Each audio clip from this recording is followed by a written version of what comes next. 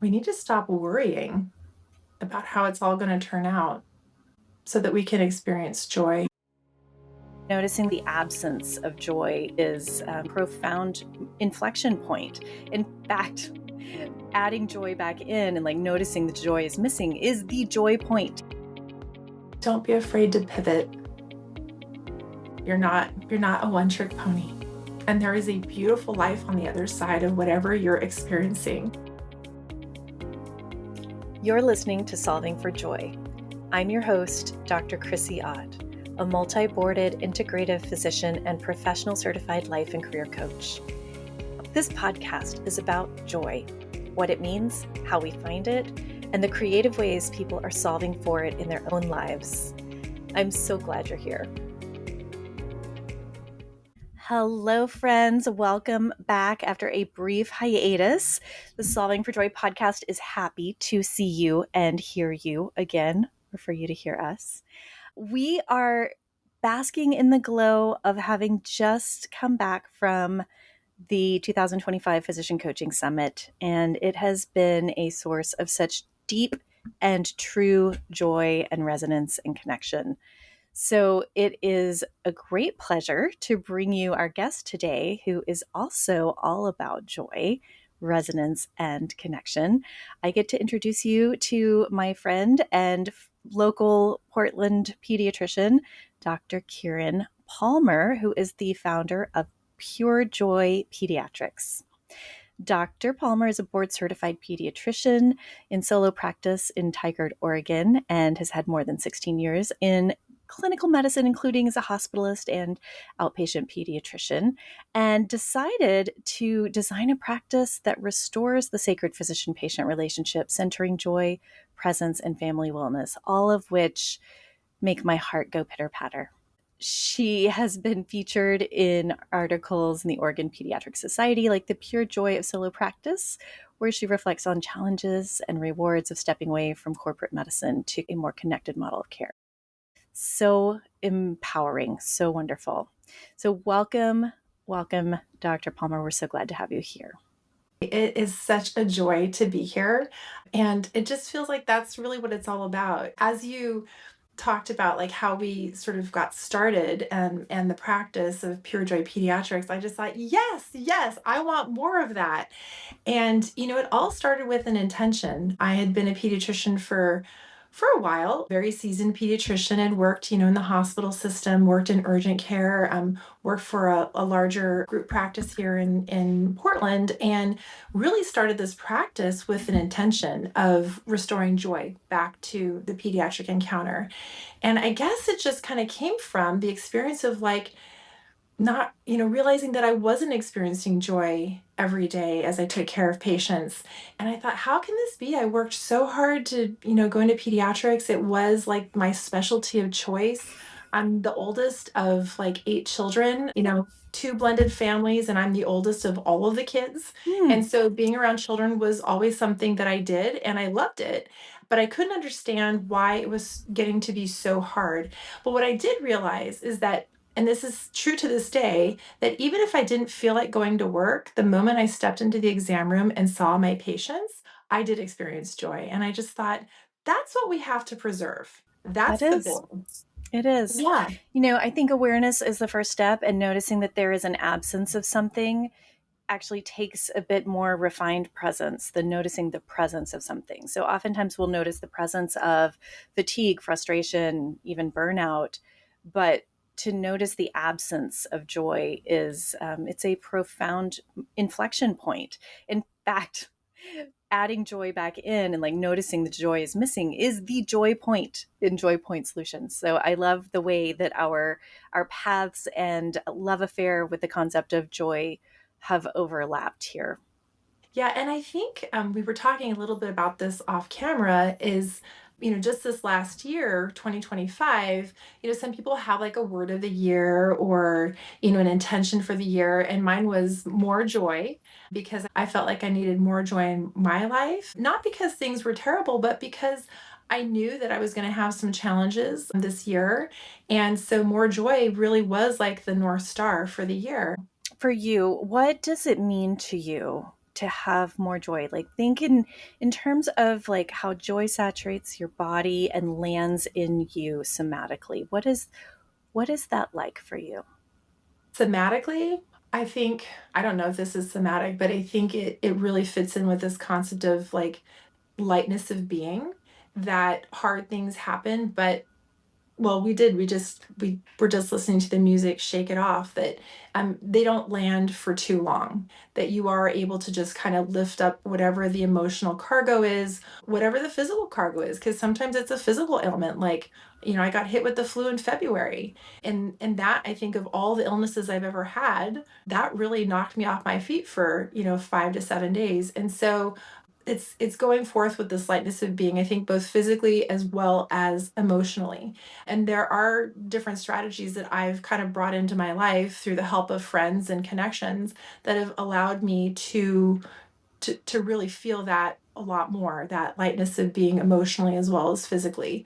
But I just feel lighter when I'm joyful. It's hard to keep back a smile. It brings forth with it more energy to do things. Like there's a vibrance and an energy that comes with feeling joy somatically in my body. So I'm asking because I think it's important for us to slow down and recognize when it lands.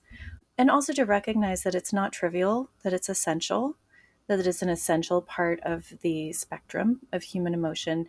And as we were touching on in our, pre-recording comments, joy is sustaining. Joy sustains us through difficult seasons, whether it is a difficult week with the flu or the loss of a beloved loved one, or, facing the fact that the career that you hoped for is not the one that you are experiencing. Yes. Yes. I love that. Joy is sustainable.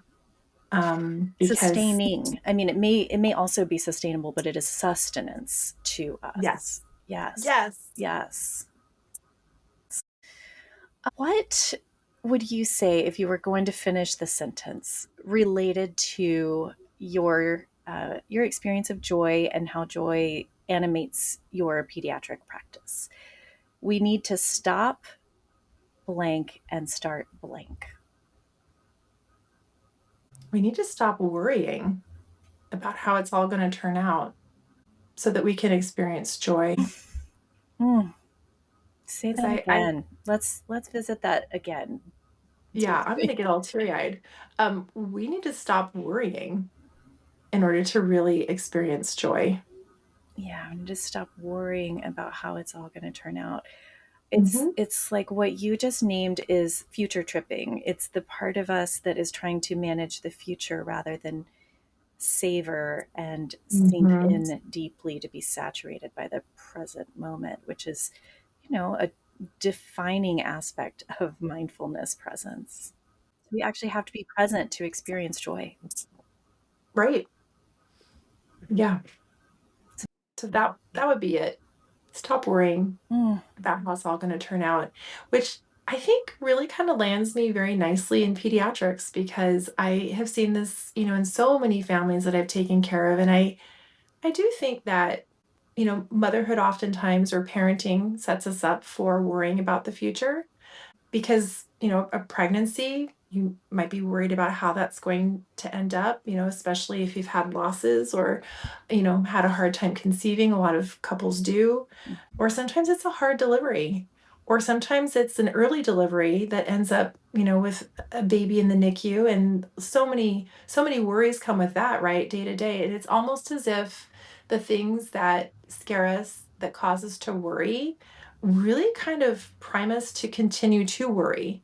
And that's what happens, is you just end up fast forwarding through this present moment and worrying about, well, how's he going to do in school? Or when are we getting out of the NICU? Or, what if he doesn't finish his dinner? Or, what if, all the what ifs, all those worries, really rob us of our joy. So, but I do think that even when we are at a point in our lives where we recognize this, it still feels like it's a it's a it's a daily recognition of the things that we're worried about. yeah. I suppose, maybe as I get farther along in this journey, maybe I'll get better at not ever worrying about anything. But it's really a conscientious thing, right? Is like recognizing the things that I'm worried about or the things that I'm afraid of, and realizing that that really doesn't have power over me today, that I get to make a different decision about what I do with the things that have got me worried. Because there's a lot out there, right? Yeah, it's a practice. Yeah, it It's a is. Um, practice. Right, and we never fully arrive in that practice maybe. I don't know, maybe we do. We are engaged in a practice. We may not arrive at a, perfection Right. of that practice, but the practice is the process. And Yes. becoming more and more present even in those times that tend to pull us away into worrying or into what some people have called story fondling, where we are overly interested or fixated on what has happened in the past. There's really a limited amount to extract from those in comparison to what is available in the current moment if we are deeply present. Yes. So good. So good. Yeah, I keep practicing. practice makes progress. Yes. As an independent pediatrician, I wonder what has been one of the most surprising aspects of your life as a business owner and physician working in that way? So many things. That's such a great question. I'd say one of the things that I realized this weekend, as I was at a conference where there were other women who own businesses, some of them with many, many employees, different locations, some of them like mine, just a single location, but just, different services. And I met quite a few physicians that were employed by large organizations. And oftentimes, when they hear that I'm a solo physician and that I own my own business, they go, "Oh, that's got to be so hard." And it gave me pause to sort of sit and think about that and reflect on it. And I just thought, no, I actually think this is maybe easier. But my response really was, it's a different kind of hard. Working for a large organization, you have a lot of different levels of management that you're answering to. You may not have a lot of control over your schedule, which then ends up, I think that kind of sets us up for burnout, because people who don't know what it's like to take care of patients are impressing upon you the need to see, so many patients through holidays. I mean, there was a time in my life where it was hard to recognize holidays. It felt like they came up, they came up so fast, like the next off ramp on the freeway. And I would just say, what happened to the year? Now we're like negotiating who gets off for Christmas Mm. and that sort of thing. Um, and that's really hard because it makes you feel like your life is going by so fast. And the very thing that you are working towards really kind of undervalues what you're doing. Patients aren't happy, you're not happy. And that's hard. That's really hard. It's really hard to go to work every day feeling that way, especially because most of us that go into medicine go into it because we want to help people. And the reward in what we do comes from the transformation or the impact that we have on people's lives. Mhm. And then, when you're driven to see more and more patients with like 2 hours of charting every night, it's really hard to feel that anymore. Yes. One of the amazing talks at the Physician Coaching Summit this past weekend was Dr. Kara Pepper. And you may know Dr. Kara Pepper from, the community, but she helps people, open independent practices, much like yours. And one of the things that she pointed out in that talk is that agency basically is a very important lever of burnout. So when doctors or other practitioners, clinicians perceive lower control over their work, burnout is skyrocketing, right? So, one of the ways that we can control our work is by stepping out on our own. And I will reflect back from, it's been now almost 10 years since I closed my solo micro practice. I think of it with so much love and fondness. It was such a super special time. And one of the ways that it was special was that I had absolute control over my work, the volume, the quantity. I mean, it can still go sideways if you are a little bit of a workaholic or for, many different reasons. But that actual, like, there is no one else telling me to work more, work harder, see more patients. It's just my own satisfaction and sense of like, this is enough. So I think that was one of the surprises is that, translating my work as a pediatrician and then opening up my own practice, that whole process of like being creative, like what's it going to look like? What are we going to put in it? Like, what are we going to paint it? Like, what are the essentials that you need to open up a practice? I thought it was absolutely exhilarating. And it has translated into, yes, it remains with the initial intention of being joyful, but there's a lot of hard things out here. Mhm. And the medical part of it is not the hard part. The hard part is the hardest part, I think, is dealing with insurance companies. Mhm. And yeah, I think I don't know if that was surprising, but I think now that I'm really like up close and personal on my own billing and how I'm submitting to insurance companies and what they do and don't pay for, that is really hard because that's not how I want to practice. Yeah. I want to be able to offer more. And essentially, if you take insurance, you have a contract with an insurance company and it's like you're working for them. And so I've kind of hit my head up against these insurance companies that, for instance, don't want to pay for nutritional counseling, which Mhm. I would say is essential to human life and wellness. And Mhm. all of the chronic diseases that we see in adults, they're starting in childhood. And so it's essential. But when an insurance company says we won't pay for it, then oftentimes parents will think, well, then it's not important. And I'm like, no, actually, it's really important. So that I think has probably been one of the hardest things is dealing with what insurances will and won't reimburse for. Yeah.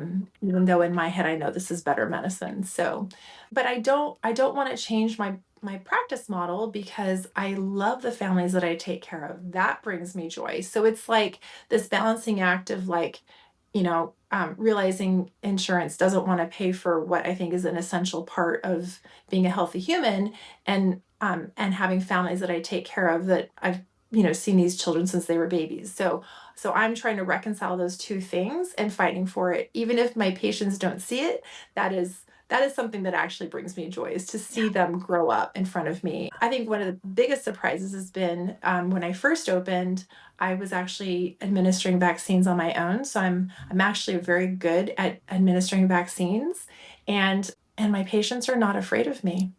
I thought, oh, for sure. If I'm the one giving vaccines, because usually it's a medical assistant or a nurse that's doing it, I Mhm. thought, oh, they'll relate me with pain. But what we've done is built a practice that's so overwhelmingly positive for children. It's such an overwhelmingly positive experience.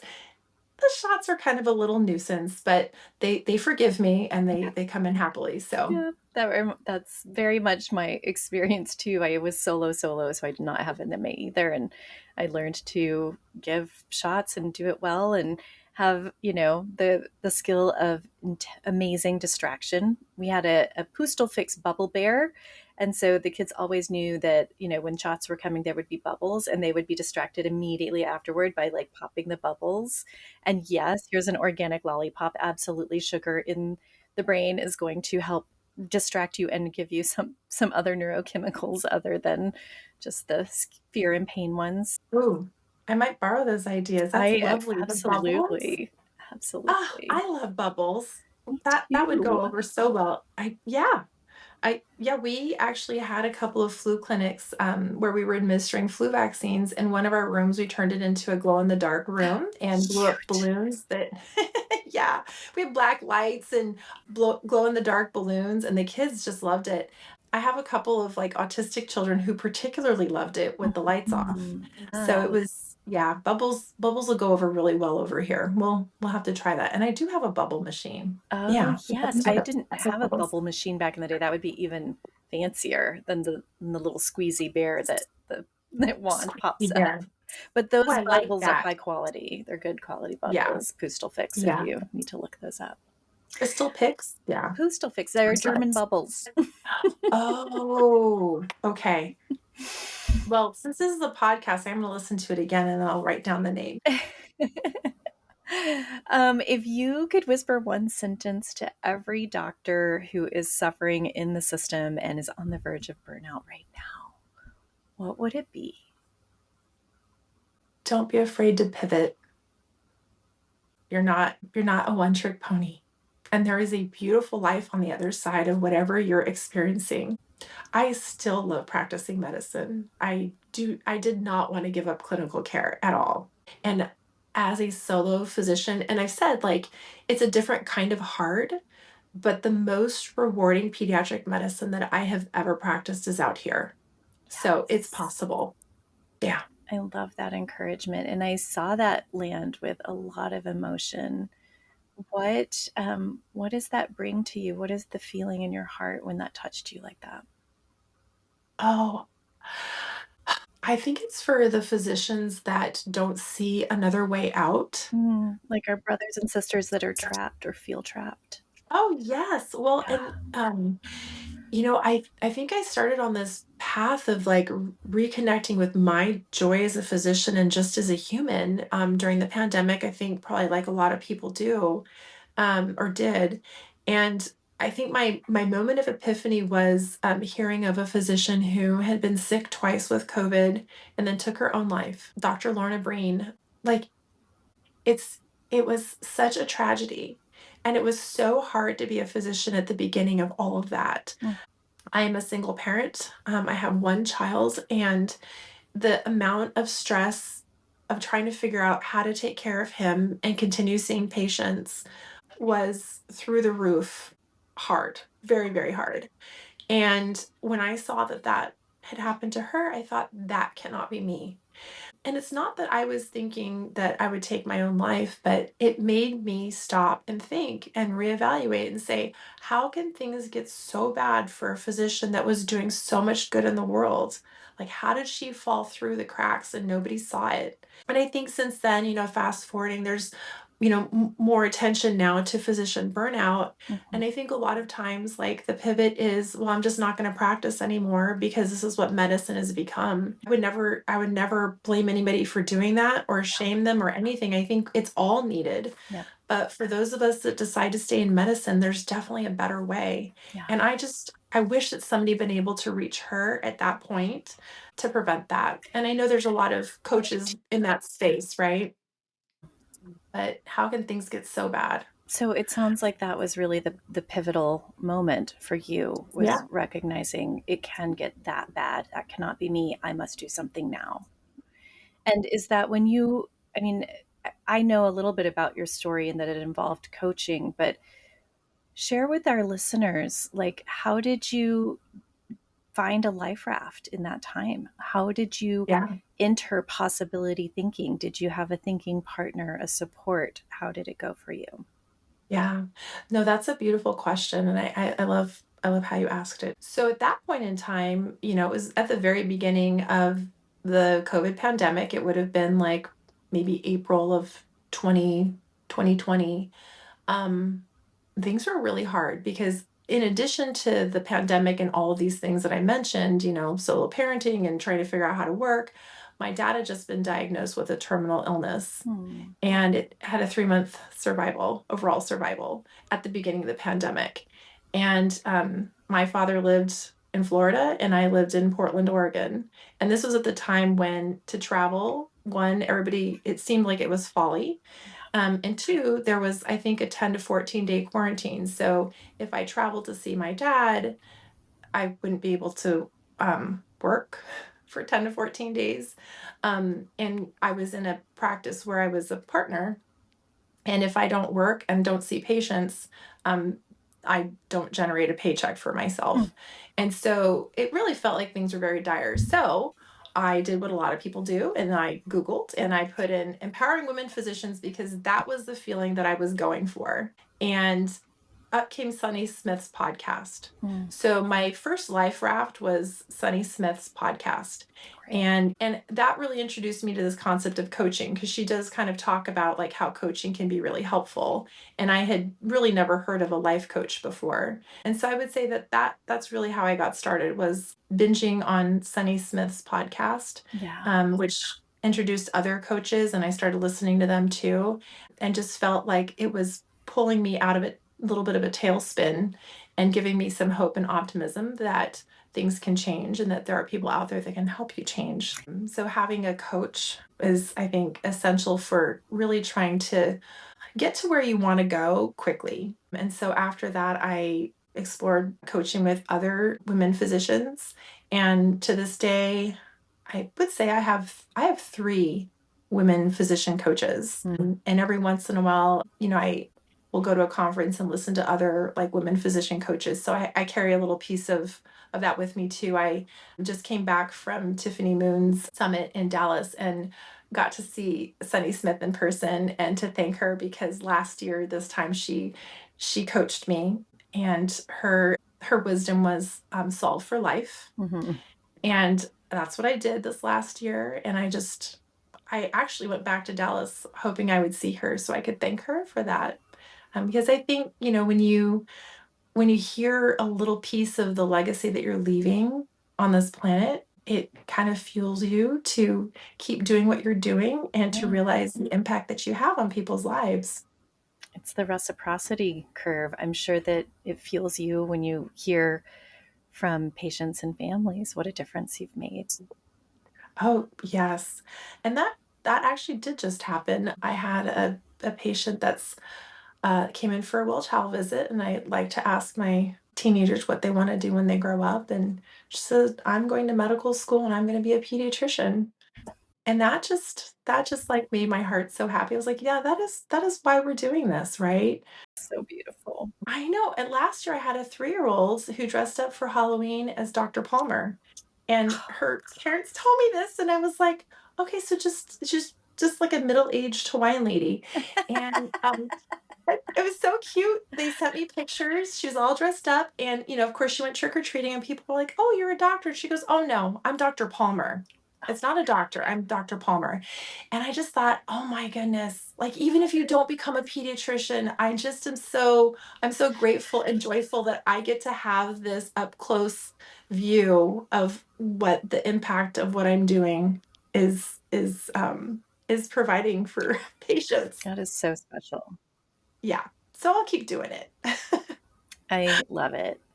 Well, solving for joy is, our mission on this podcast, and I exploring love all the it. different ways that people have done it or are doing it. And, as I said, it's kind of a continuing practice. And Yes. in my world, joy is meaning, alignment, and delight. And you have certainly fulfilled, finding meaning in your work, alignment with your values, and delighting in your patients and your practice by founding Pure Joy Pediatrics, which is such a beautiful way to bring your light into the world. If you had 3 takeaways for our listeners on their journey solving for joy based on what you've accomplished and what you've learned along the way, what would those 3 takeaways be? Oh, that's such a great question. I would say one is finding a way to provide self-care for yourself. And when I say self-care, there's lots of different ways that can look. And I feel like that's almost like a term that's overused, but I will give you a for instance. So today I was going to be doing this podcast interview, and it's sandwiched between patients in the morning and patients in the afternoon. So one of the things I did for self-care was I made a wide berth around this interview time so that I didn't come into it rushed. Mm-hmm. This morning, I did a much shorter workout. I do movement every morning, and it was a yoga workout, and I chased it with 10 minutes of meditation. And then I went to the gym, not to work out, but to sit in the sauna. And then I did my hair. Mm-hmm. And those are all different ways of doing self care. There are days that are going to be particularly challenging where you might not be able to do all of it or even like a full version of what you would normally do, but just a little step in the direction of self-care. Mhm. Because I'm sort of picturing, when we first have our babies, oftentimes we're not even like brushing our hair, but just maybe like, brushing your hair is a step in the direction of self-care. I had the opportunity to interview a bunch of my physician coach friends in May, and one of my friends, Dr. Sarah Ionescu, she's a family physician, but she has 5 children, and her mission is to help physician moms just find movement in their day. And when she and I talked, it was like reframing this landscaping project I was doing as movement, which can also be a form of self-care, Yeah. right? The second would be connection. I think, the doctor that we talked about had probably been feeling very isolated. And it was so hard in the pandemic because we kind of were forced to not be together. And it turns out that's an essential part of like being human and being well.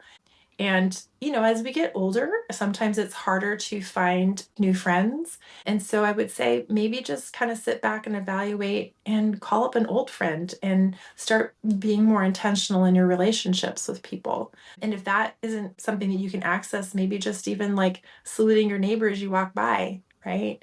Yeah. Some people live in neighborhoods where you don't even know your neighbors, and maybe that's how you want to keep it. But, just an idea.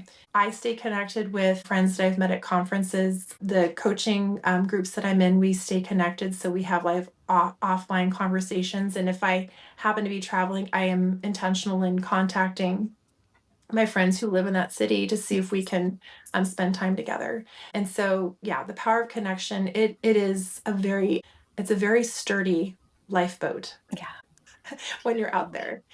Yeah. And then the third thing is recognize that there are things that you're going to be afraid of. Fear is just something that's part of our primitive brains. We recognize it very easily. And it's oftentimes the first thing that our brain rushes to is to be afraid.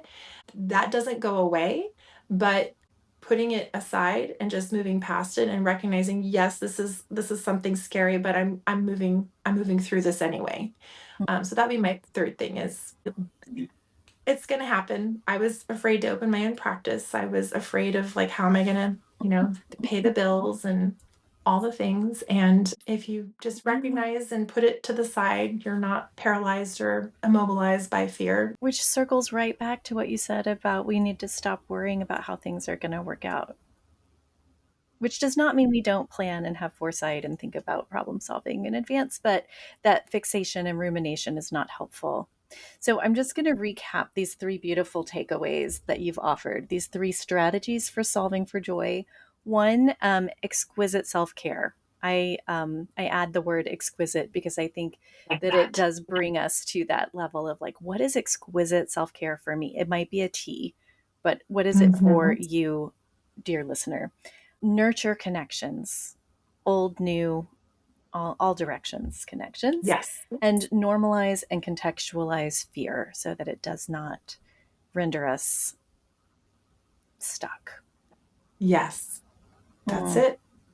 Yep. Thank you That's my so recipe. thank you so much, Kirin. I am so happy for your patients and this community that Pure Joy Pediatrics exists, that you as a physician have learned to solve for joy in a different kind of practice and offer your gifts to the world in all of the ways that you do. Thank you so much for having me, Chrissy. It was really fun to connect with you over solving for joy. And I mean, I think that's just an overwhelming theme for the rest of my life is just how do we get more of it? Amen to that. So thank you.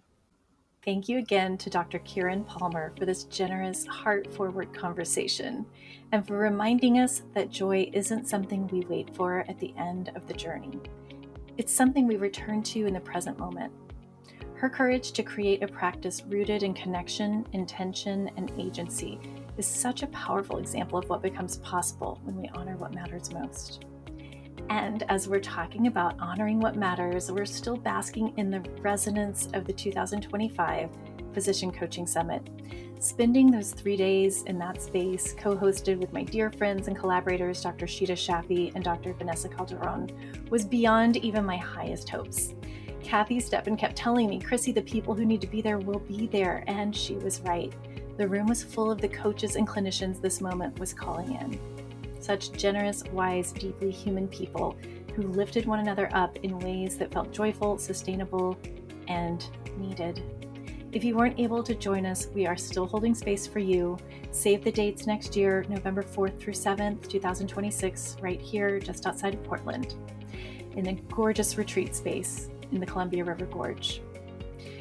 You can save your spot with a $500 deposit and lock in early bird pricing while you make the rest of the plans. And we can't wait to welcome you. Check out thephysiciancoachingsummit.com for more information. And the energy of the summit is flowing directly into something else I'm super excited about, the Physician Coaching Collective, which I have the great privilege of co-leading with Dr. Sheeta Shaffi and Dr. Vanessa Calderon. This is a new kind of community for physician coaches, built for physician coaches by physician coaches, and rooted in growth, authenticity, and joy. It's the professional home for coaches who are ready to build their work in community rather than in isolation, who crave rigor and accountability delivered with love, laughter, and transparency, and who want to give and receive support as they grow. Inside PCC, you will find a supportive, growth-rooted environment, professional development, personal development, and mentorship, community, collaborators, and a place where transparency is the norm. We're offering 3 gatherings each month, weaving together coaching mastery and mentorship, business strategy, and sustainable growth. We will have skills building workshops, live mentorship circles, and expert business frameworks to help you attract aligned clients, set clear pricing, and scale sustainably. No yucky tactics, just clarity and confidence. Our first call this week was so extraordinary. Nearly 20 bright, light-filled humans showed up with presence, generosity, and heart. And if you haven't joined yet, you're not too late. You're right on time. Our next call is on Black Friday, November 28th. Every session has a full playback if you can't attend live. If you are looking for a place to grow alongside other physician coaches, to deepen your craft, to feel seen, supported, and stretched in all the right ways, then truly you belong here. As always, a gentle reminder, I'm a doctor, but not your doctor. Nothing in this episode is construed as medical advice. Please consult your own trusted clinicians. And a huge thank you, as always, Kelsey. You really made the Physician Coaching Summit an amazing success. And our fabulous Sue, my partner in life in all things that matter. And beloved listeners, may you care for your body, your mind, and your spirit with the same compassion you extend to others. I'll see you next time on Solving for Joy.